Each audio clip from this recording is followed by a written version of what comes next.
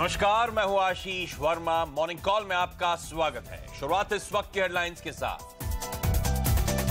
अच्छे नतीजों और टेक शेयरों में बढ़त से नैस्डैक S&P नई ऊंचाई पर, लेकिन क्रूड में गिरावट से यूरोपियन बाजार फिसले। एशिया की मिलीजुली शुरुआत, SGX निफ्टी फ्लैट। कच्चे तेल में 5% की भारी गिरावट। ओपेक देशों ने उत्पादन में ज्यादा कटौती से किया इनकार। हालांकि मौजूदा कटौती अगले 9 महीने तक रहेगी जारी। बाजार में वापस लौटे बुल। नए शिखर पर पहुंचा सेंसेक्स। निफ्टी 9,500 के ऊपर बंद। एक्सपायरी के दिन 13 लाख करोड़ का रिकॉर्ड टर्नओवर।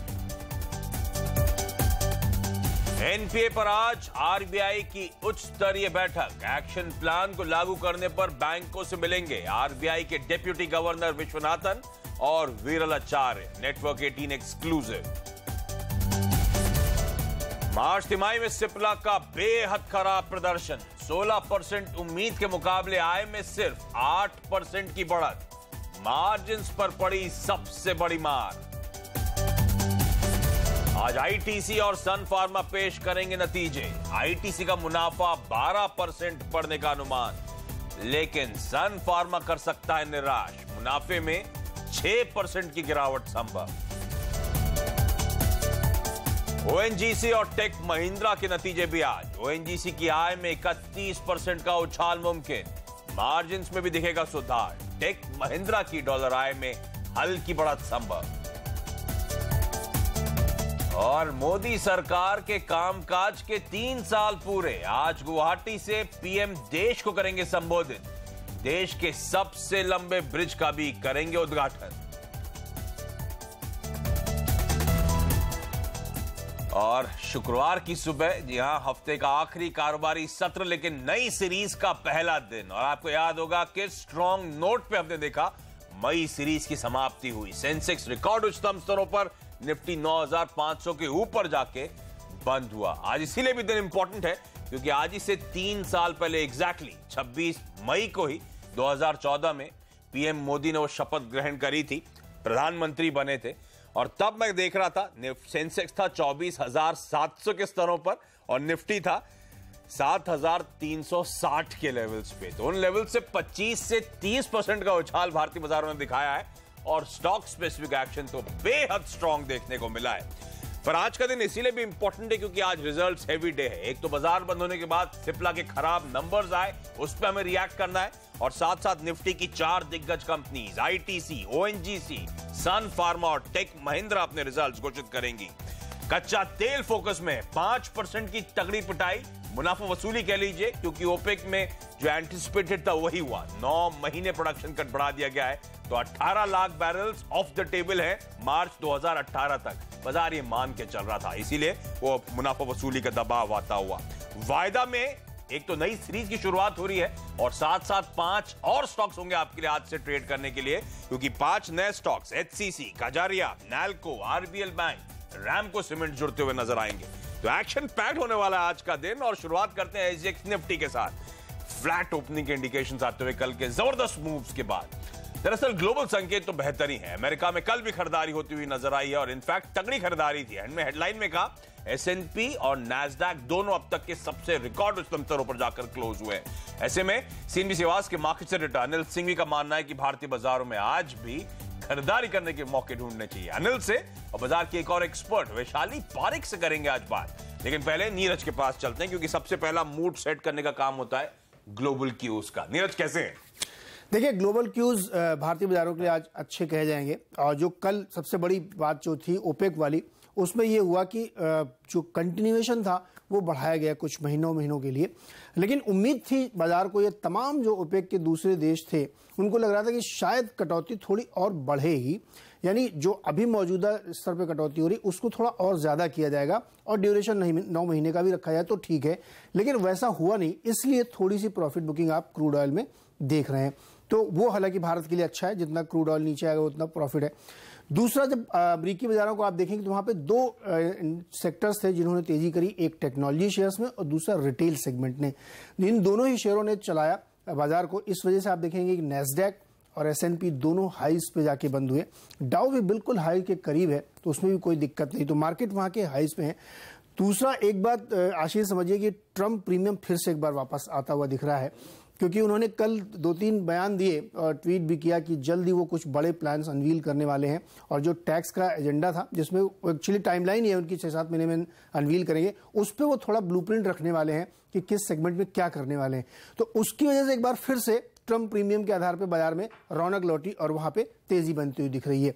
हालांकि यूरोपियन मार्केट मिले जुले कोई बहुत फर्क नहीं पड़ा, लेकिन थोड़ी सी एक दिक्कत मुझे गोल्ड से दिख रही है। गोल्ड नीचे नहीं आ रहा, गोल्ड अपना फर्म बेस बनाए हुए, शायद उसकी वजह ये होगी कि वो फेड का इंतजार कर रहा है जहां पर रेट हाइक की बिल्कुल पूरी संभावना है।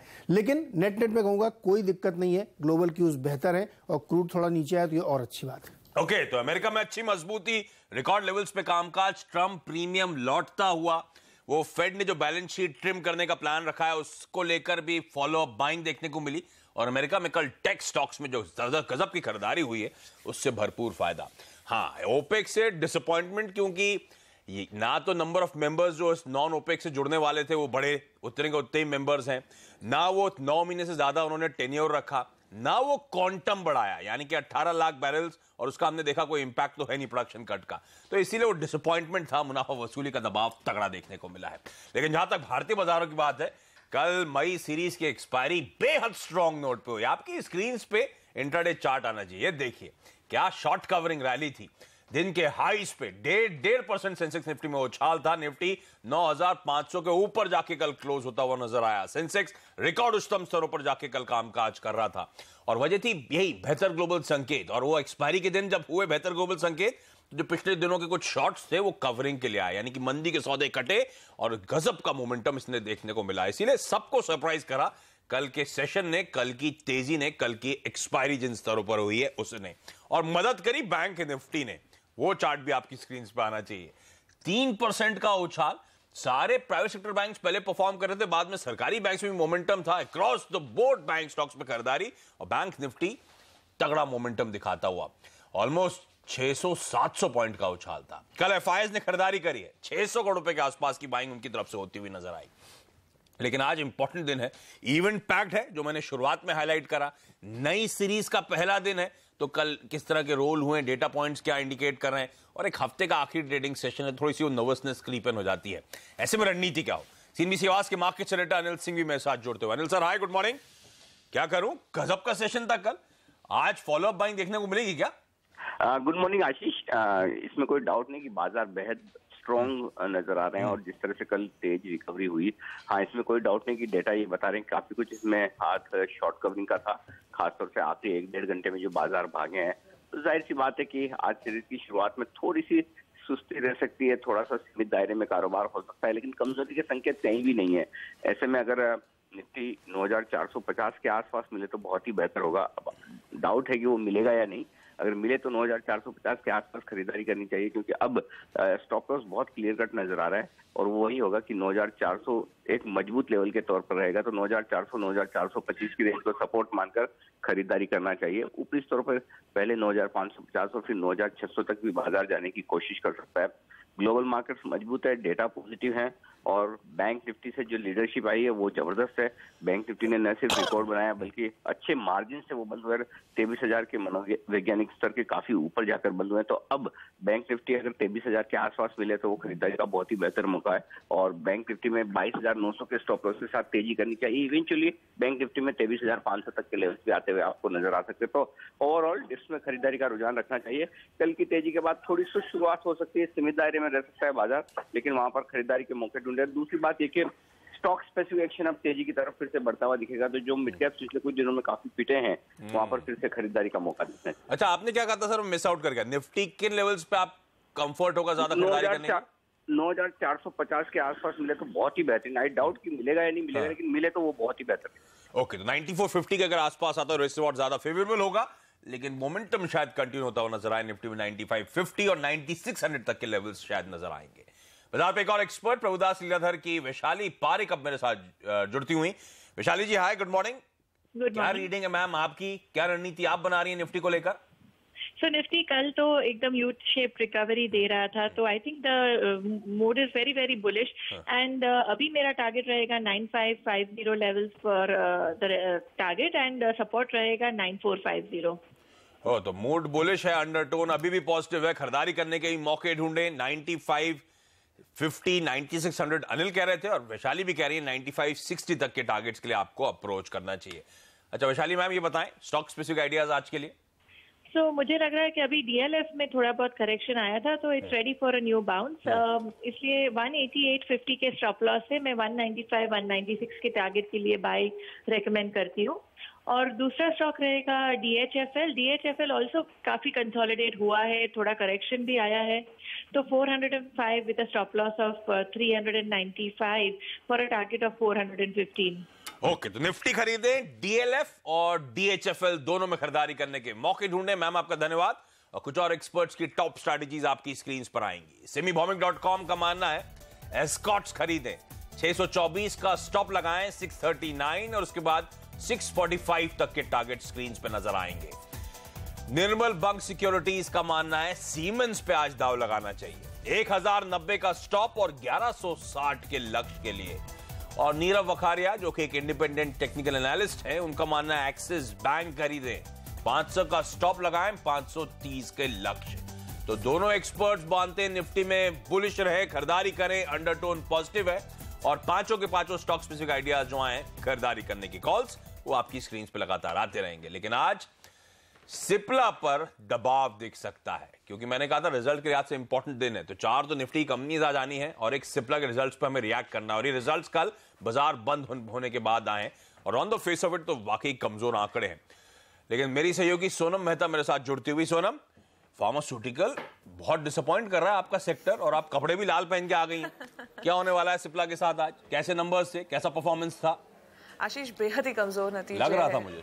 हर एक फ्रंट पे दबाव दिखाई दे रहा है, हर एक फ्रंट पे हमारी उम्मीद से कमजोर आए आंकड़े, खास करके मार्जिन फ्रंट पे नजर होनी चाहिए जहां पे भारी डिसअपॉइंटमेंट आया है। 17% के मार्जिन की एक्सपेक्टेशन थी, उसके बदले कंपनी ने सिर्फ 14% के मार्जिन डिलीवर किए हैं। दबाव कहां से आया है? डिप्रिसिएशन में बढ़ोतरी के कारण एक भारी बढ़ोतरी हुई है जहां पे कंपनी ने कुछ वन ऑफ्स यहाँ पे प्रोवाइड किए हैं, जिसमें एक तो यूएस मार्केट में किसी मुकदमे के कारण उनके कुछ खर्च हुए हैं, साथ ही अपनी एक सब्सिडी से जुड़े घाटे को कंपनी ने प्रोवाइड किया है, तो इसके कारण दबाव आया है। साथ ही कंपनी के R&D कॉस्ट में भारी बढ़ोतरी हुई है जिससे ओवरऑल मार्जिन्स पे दबाव आया है।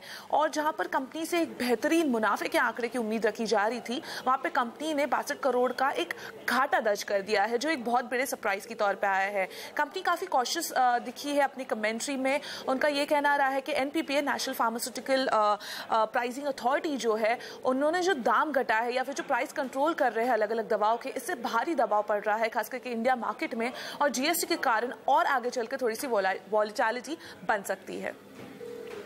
ओके, तो एक और फार्मास्यूटिकल कंपनी डिसअपॉइंट करती हुई आज ये स्टॉक भी आपके रडार पे रखे। कल हम जब कह रहे थे बाजारों में गजब का मोमेंटम था, तो एक ही सेक्टर था, एक ही पॉकेट थी जो दबाव में थी और जितने फार्मास्यूटिकल स्टॉक्स कामकाज कर रहे थे निफ्टी में सब सबड्यूड, सब में प्रेशर था, इंक्लूडिंग सिप्ला। स्क्रीन पे आपके 3% का दबाव।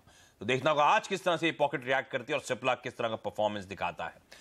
लेकिन इसके अलावा आज कौन से टॉप 5 शेयर्स रहेंगे फोकस में? खबरों की वजह से हेमंत जुड़ चुके मेरे साथ। हेमंत, गुड मॉर्निंग, बताएं। गुड मॉर्निंग आशीष। कोल इंडिया के ऊपर रखिएगा नजर। देखिए सोमवार को इसके नतीजे आने वाले हैं और कंपनी की तरफ से एक बयान आया है कि 5% का जो GST दर रखी गई है वो इसके लिए बहुत ही पॉजिटिव है। आपको मालूम है पहले 11% से ज्यादा की दर थी GST की। कोल इंडिया का मानना है कि क्योंकि दर अब नीचे रखी गई है तो जो इनके पास पिट होल्स पर बहुत सारा कोयला पड़ा है वो आराम से बिकता हुआ नजर आएगा। तो कोल इंडिया नतीजों के लिहाज से भी नजर रखिएगा। सोमवार को नंबर्स आने वाले हैं तो जनरली नंबर से पहले एक दिन रिएक्शन देखने को मिलता है। देखना होगा आज ये किस तरह से ट्रेड करता है। IOC इसके ऊपर नजर रखिए। देखिए नतीजे कमजोर आए और नतीजे के बाद CLSA जैसा बड़ा ब्रोकरेज हाउस इसको डाउनग्रेड कर रहा है, तो बाय से सेल किया है उन्होंने। आज ये स्टॉक प्रेशर में रह सकता है और इसलिए भी प्रेशर में रहेगा क्योंकि खबरें आ रही हैं कि जो सरकार है वो अगले महीने 3% हिस्सेदारी OFS के जरिए बेच सकती है। तो OFS का हैंगओवर, नतीजे कमजोर, CLSA का डाउनग्रेड,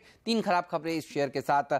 IDBI बैंक पर नजर रखिए। देखिए पिछले कुछ दिनों से सुर्खियों में इसलिए है क्योंकि क्रिसिल जो है उसने डाउनग्रेड किया, कुछ और रेटिंग एजेंसीज ने इसको डाउनग्रेड किया और अब बैंक ने एक टर्नअराउंड प्लान तैयार किया है। खबरें आ रही हैं कि कुछ नॉन कोर एसेट्स को ये बैंक बेचेगा, कुछ एडिशनल कैपिटल रेज करने की कोशिश करेगा। तो देखना होगा मुश्किल में फंसा हुआ ये बैंक अब अपने आप को किस तरह से रिवाइव करता है। खबरें पहले थी कि सरकार इसको बेचना चाहती है, प्राइवेटाइज करना चाहती है, उसके बाद मामला अटकता हुआ नजर आया। इसके अलावा नजर रखिए डॉक्टर रेड्डीज पर। अच्छी खबर, इनके जो एक प्लांट है श्रीकाकुलम यूनिट 2, वहां पर यूएस एफडीए ने जांच करने के बाद बिना ऑब्जर्वेशंस के इनको एक क्लीन चिट दी है, कह सकते हैं। आप देखिए अप्रैल में भी इसी यूनिट पर जांच हुई थी और 2 ऑब्जर्वेशंस उन्होंने दी थी, तब इस शेयर में प्रेशर बना था और अब यहां पर अच्छी खबर आती हुई। तो पॉजिटिव साइड पर डॉक्टर रेड्डीज पर नजर रखिए, फोर्टिस हेल्थ केयर इस पर भी नजर रखिए। देखिए 2 दिन पहले यहां खबर आई थी कि आरबीआई ने इनकी एफपीआई लिमिट क्योंकि पूरी हो चुकी थी तो नए विदेशी निवेश पर रोक लगा दी थी। 24% की लिमिट थी, क्योंकि 24% की लिमिट भर गई थी तो एफआईएस के पास हेडरूम नहीं था। अब बोर्ड ने कहा कि लीजिए हम हेडरूम बढ़ा देते हैं, 74% कर देते हैं। तो 24% से हेडरूम बढ़कर 74% हो गया है। अब आरबीआई इसको मंजूरी देगा और उसके बाद एफआईआईज अगर चाहेंगे तो इस कंपनी में निवेश कर सकेंगे। तो पॉजिटिव खबर सेंटीमेंट के लिहाज से। ओके, तो ये तमाम वो स्टॉक्स हैं जो खबरों के में एक्शन दिखाएंगे। तो सिप्ला एक और बाकी के स्टॉक्स आपकी स्क्रीन पर आते हुए, और कोई ऑब्जर्वेशन के बिना प्लांट को सहमति मिलना बड़ा पॉजिटिव है। लंबे अरसे जैसा सुना नहीं है। तो डॉक्टर रेड्डीज को आप रडार पे रखें। लेकिन यहाँ पे एक छोटा सा ब्रेक। आज रिजल्ट्स के लिहाज से बेहद इंपॉर्टेंट दिन है। निफ्टी की 4 कंपनी रिजल्ट घोषित करेंगी, क्या एक्सपेक्टेड है, और साथ साथ कमोडिटीज और करेंसी मार्केट में कैसे होगी कमाई, इस पर बात।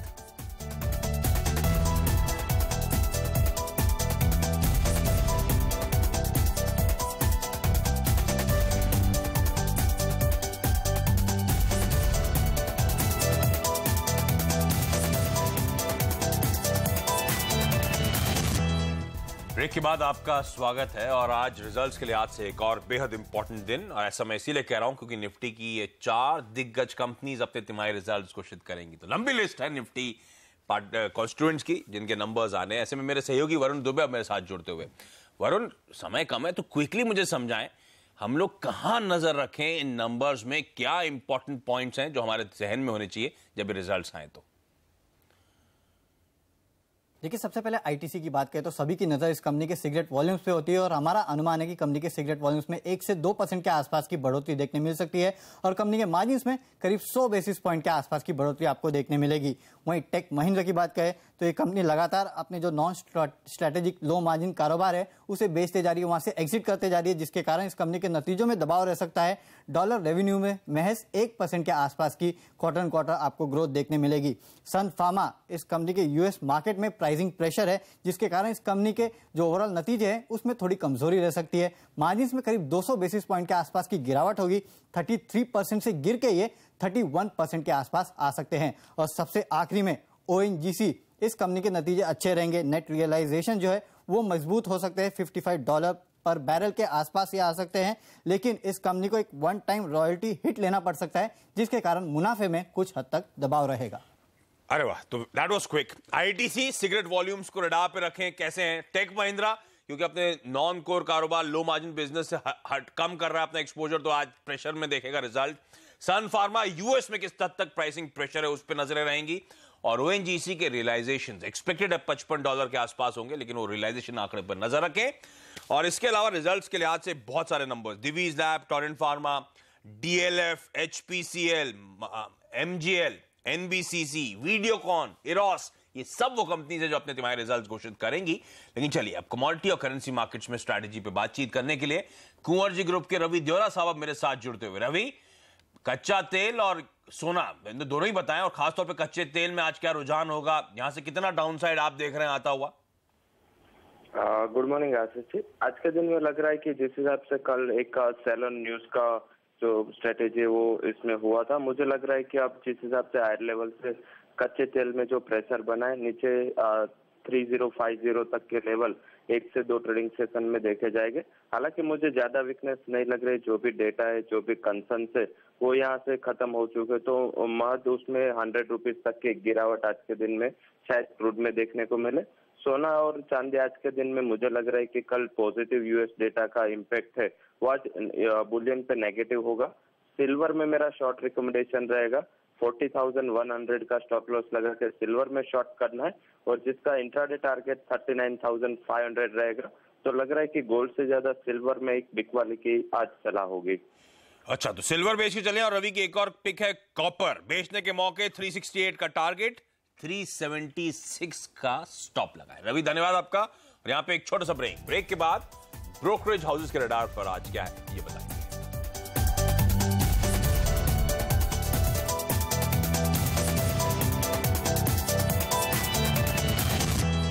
ब्रेक के बाद आपका स्वागत है। और आज ब्रोकरेजेस के रडार पर क्या है, सोनम मेरे साथ बनी हुई है। सोनम, बताएं।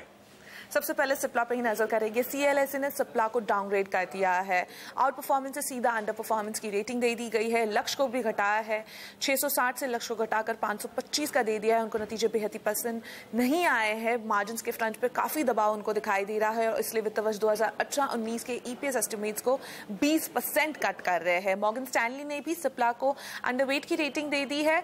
लक्ष्य को घटा दिया है, 564 से लक्ष्य को घटाकर 485 का कर दिया है, और साथ ही वित्त वर्ष 2018-19 की EPS एस्टिमेट को 12 से 14% घटा दिया है।